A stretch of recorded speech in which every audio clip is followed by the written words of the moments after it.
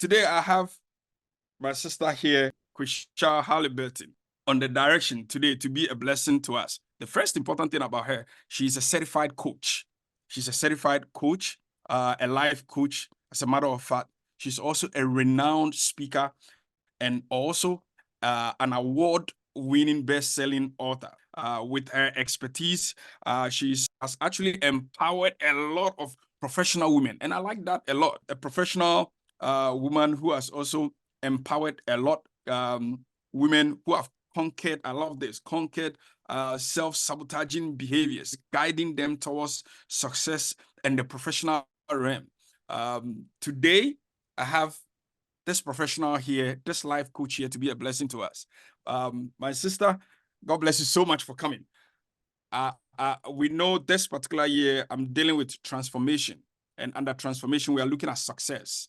How powerful success is, or what success is, how people can skyrocket their success, areas in their lives that they can do that. I don't know if you want to touch on that on the go to be a blessing to us. Sure. First of all, I want to say thank you so much for the opportunity to be here today. We've been talking about this for a long time. So, Kaiser, I appreciate you even reaching out to me. So I'm excited to be here. So, yeah, success. When I came up with the title of Skyrocket Your Success, I was doing a success study. It started from procrastination. I was having a lot of problems with procrastination early in my career as far as personal goals. Now, my 9-to-5 corporate job, I am still in corporate America. I'm an insurance agent, and I've been a licensed insurance agent for 24 years. And wow. I was feeling like something was missing. Okay, something was missing. Some fulfillment was missing. So what I had to do was go back to what I love. And I found that was writing and inspiring people. And so it came up to me to talk about success, because so many people get stumped in life when it comes to achieving personal goals. And when I looked up success, the definition of success is the achievement or attainment of a goal. Now, we all have different definitions of success.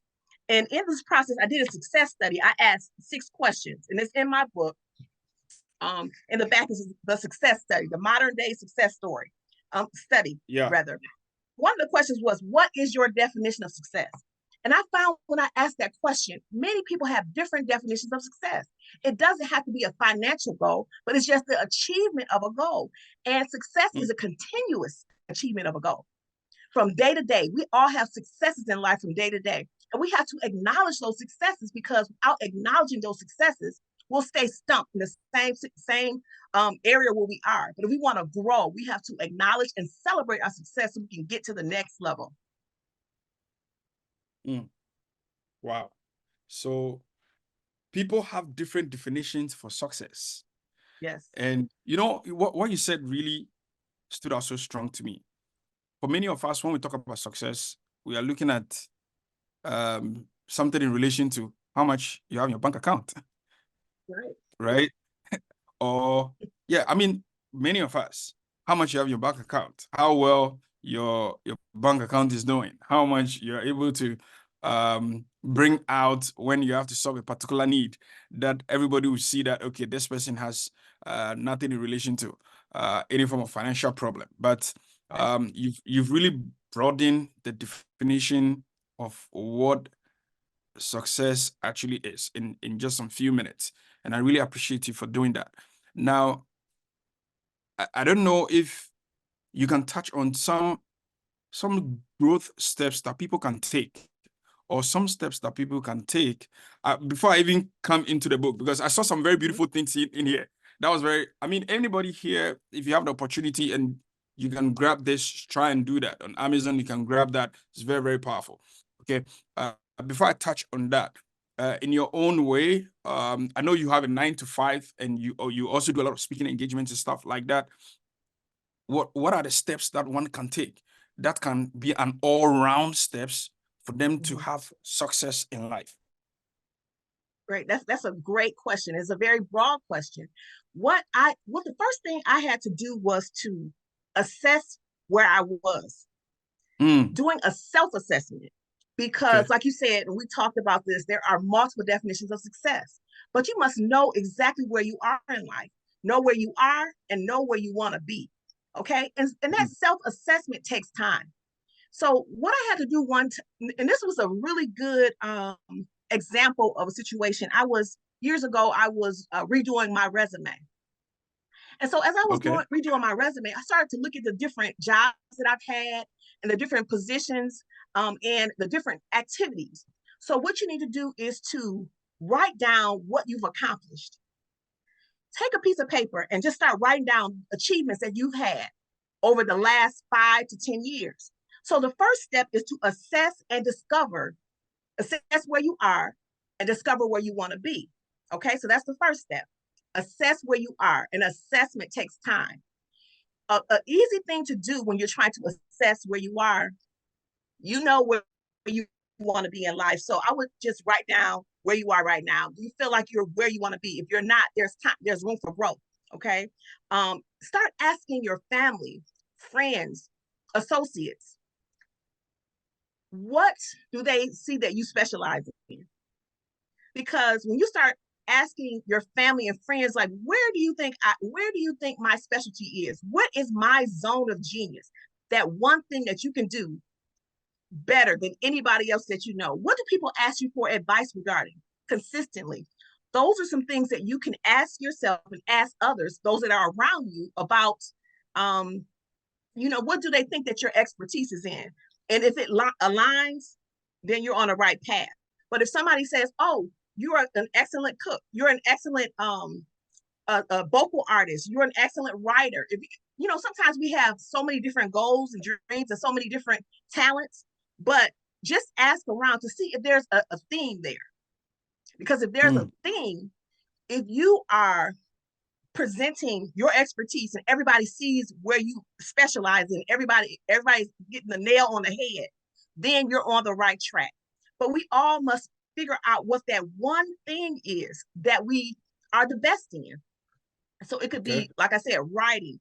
You want to make sure you're on the same page. So the first thing is to assess your skill set. Assess your skill set. And then again, ask those around you, where do they think that you specialize in? So the first thing is assessment. Assessment. The next step. Okay. Yeah, continue. Go ahead. You wanted to comment on that? Yeah, so you said the first step is assessment, like having a very good self-introspection in terms of where you are and where you want to be. Right.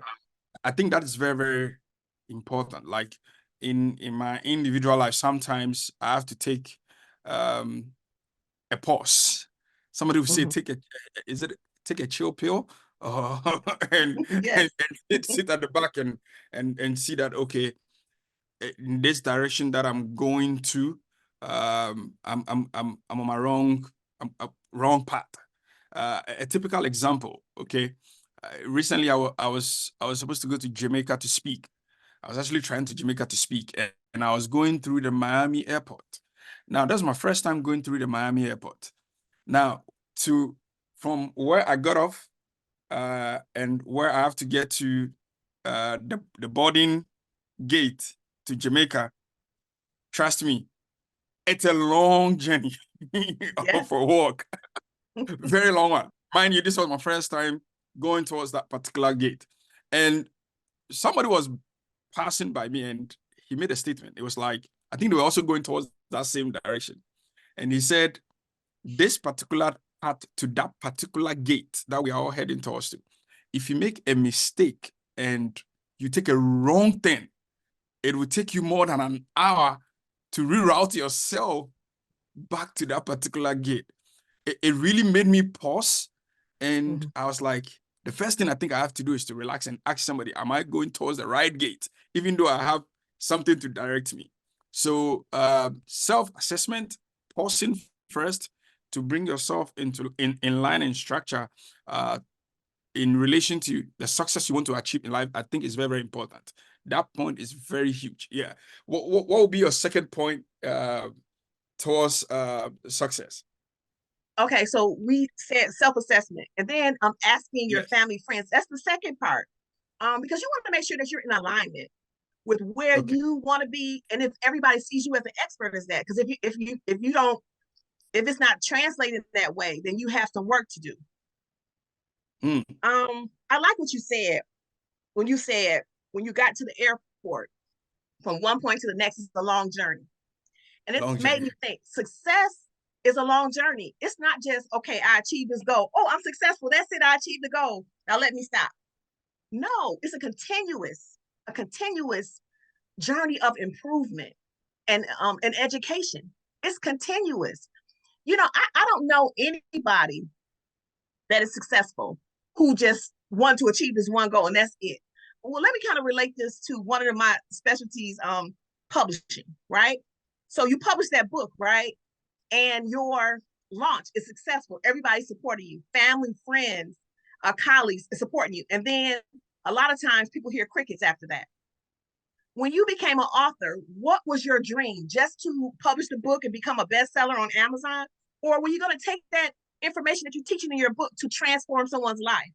What is your Yeah. stopping point? It's a continuous, process of success. And it's a long journey. And it's not Mm. just achieved by that one goal, it's continuous. So again, the first step is to assess where you are. The second one is to discover your zone of genius. And you Zone can of do that genius. by thinking of all the things that you've done. Like when I was talking about that resume, when I looked at my resume, is there a common theme here? Everything that you accomplish, your goals, is there a common theme there?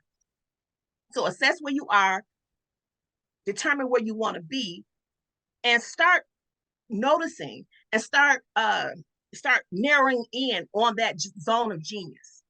Okay. Mm. Even though we can be talented in so many different areas, where is your zone of genius? Where does your expertise lie?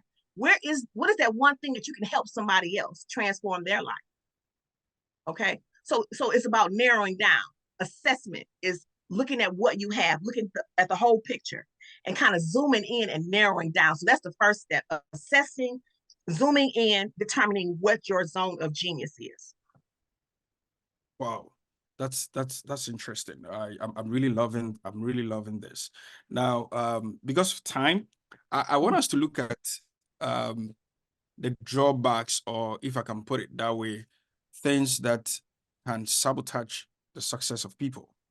I came across a chapter in your book that is specifically chapter 8, and I really love some of the things that you have written down there that I believe would really throw or will have more light thrown on. That will be a blessing also to people.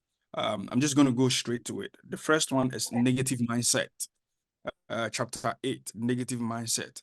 Um, how does that also affect our path or our work towards success in whatever field that we've been called to be in? Negative mindset. I mean, let me. First one is negative mindset. Then the Mhm. second one is living for someone else approval. So let's take these two. Number one, negative Okay. mindset. Number two, living for someone else approval. How does negative mindset actually impact us in our journey to success? Wow. I was headed that way too. That was the next thing. Removing those Okay. obstacles, those self-sabotaging obstacles that stand in our way. Negative mindset, doubt. A negative mindset, a negative mindset can keep you stuck and you're not able to achieve the greatness. You're not able to move forward because your mind is so filled with negative thoughts. When you wake up in the morning, if say you have to a goal to accomplish, you wake up and then all of a sudden, oh, I can't do that because fear will start kicking in, right? So when you have a negative mindset, that clouds you and it makes you immobile a lot of times. And it stops your success track. You know what I'm saying? Because sometimes there are steps that we have to go to achieve our success, but that negative mindset can stop us in our tracks and help make us delay success for years and sometimes even decades because we let that negative stuff cloud our minds. So you have to build your mindset up, just like you when you're working and running, working up, preparing for a marathon. Just like you have to work out consistently, you have to consistently fight those negative thoughts in your mind. Just like Okay. you're running for a marathon, you have to build up your mindset. When those negative thoughts come in, you have to automatically retrain your brain to think positively. And I was just in a boot camp, an entrepreneur boot camp, and we were talking about one of our exercises was for the next 3 days, for the next 3 days to 7 days. Think about everything that you think of that's negative. And when you think of that negative thing, put a rubber band around your arm and then just pop that rubber band.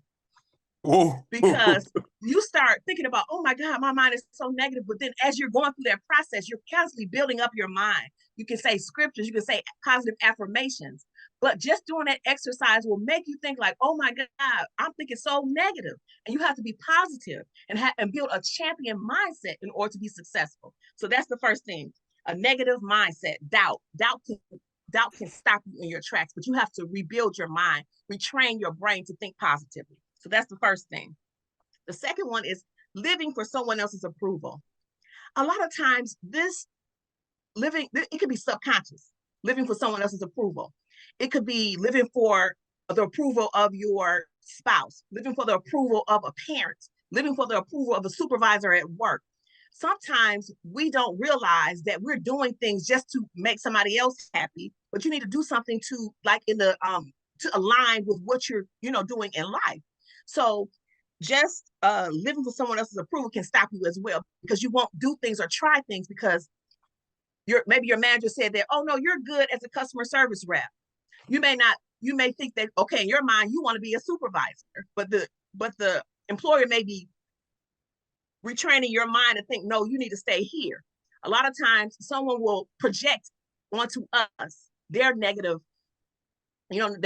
thoughts or whatever, when we should be somewhere else. So make sure that when you find that this is happening in your life, you have to get yourself out of a situation and redefine what success is for you and start making those goals and dreams happen without putting someone else's thoughts and impositions on you, projecting that on you. You have to get out of the way of that and just make sure that you are moving forward in achieving your goals. That's also very powerful when it comes to how we reason, how we think. I love what one of my brothers just typed in here. He said, build your mindset. That's very, very powerful.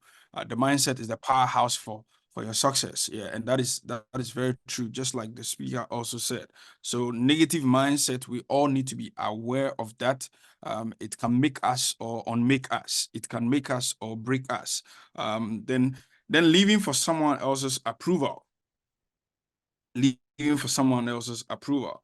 Then I think the next one after that is I have that this is interesting.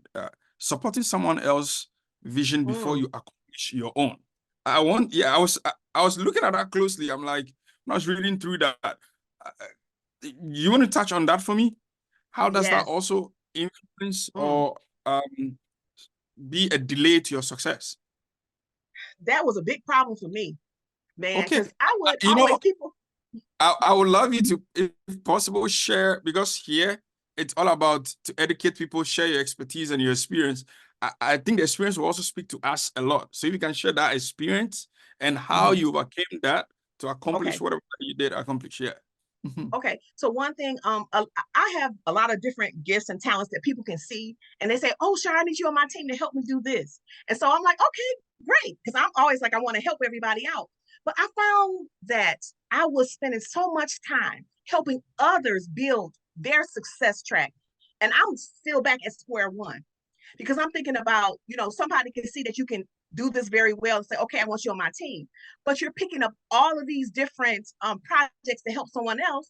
Meanwhile, God told you to do something, and you're just sitting at that gift that God had put into you is laying dormant because you're so gung-ho about helping other people, and you are on the other end not doing anything productive. So I had to say, you know what? I can't. I have to start achieving the goals that I had to achieve, because I was caught up in a cycle. And sometimes you don't realize it. You just, trying to help somebody out or whatever. But I realized that I was doing that. So I had to break that habit and say, no, I need to work on this thing that God told me to do. I've been putting it on the wayside for 5 to 10 years. Let me pick this up and start building what I'm supposed to be doing. So yeah, that was a big, big issue for me. Wow. So I mean, you said God told you, hey, focus on what you're doing. Put this aside, focus on what you're doing. If I may, I also ask you, how does our spirituality, because it's a question I was obviously going to come to, play a very important role in our success? For me, it's number one. Because I'm a born again believer, and all these self-sabotaging behaviors like fear, self-doubt, no clear goals, distractions, things like that kept stopping me from achieving my goals. And I started feeling in my pit like, no, you need to do more. God kept pushing me to do it, but I was like, no, I'm not ready, because I was so in my head, I had to be perfect. Everything had to be perfect. But God just wants you to step out on faith with the gift that He gives you and push forward, because I was having problems with insomnia. I couldn't sleep because I would not do what God told me to do. So it's so important. It's the foundation of anything that I do, trusting in God. And then when I feel that I'm inadequate, just praying and having God just build that confidence up in me, praying and like I said, saying positive affirmations and reading my scriptures and things like that. It will help build me up. But yeah, spirituality is very important. It's number one. So spirituality is very, very important. It's also number one when it comes to success.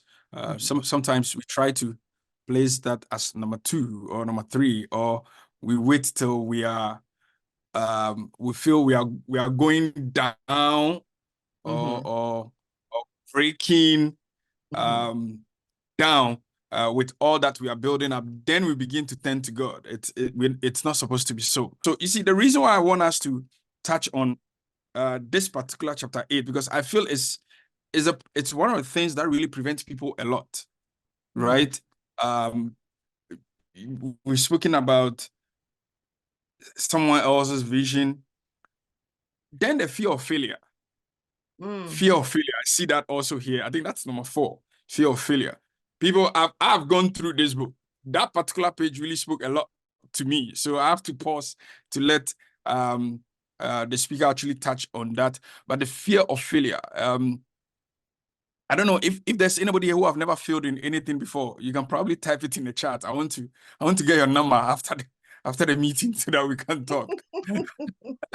If you're here, you've never failed in anything at all before, please do that right now. But can you touch on that for me? The fear of failure. Yes. Is it good failure or bad failure, or in general, how does the fear of failure also impact us in our path on our journey to success?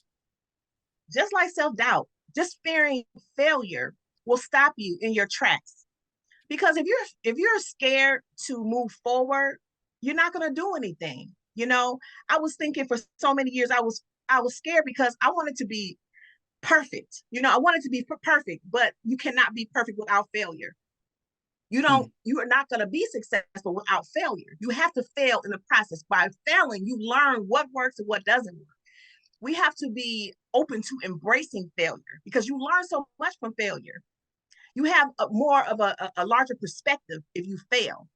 If you just try something and you just, zoom to the top, successful, in that process, you're not really learning anything. If you fail, it helps you to be creative. If you fail, it helps you to know every perspective of that thing that you're working on. So failure is a part of the process. We have to embrace failure and not be afraid of it. We have to embrace failure and not be afraid of it. You also said something concerning the process. If you should just get up there without going through the process, there's everything questionable about you then. At least you have to fail at a point, or you tend to fail at a point, and you learn from the failure and you grow or build on what you basically trying to build, or what you want to become successful in. Embrace failure and not be afraid of it.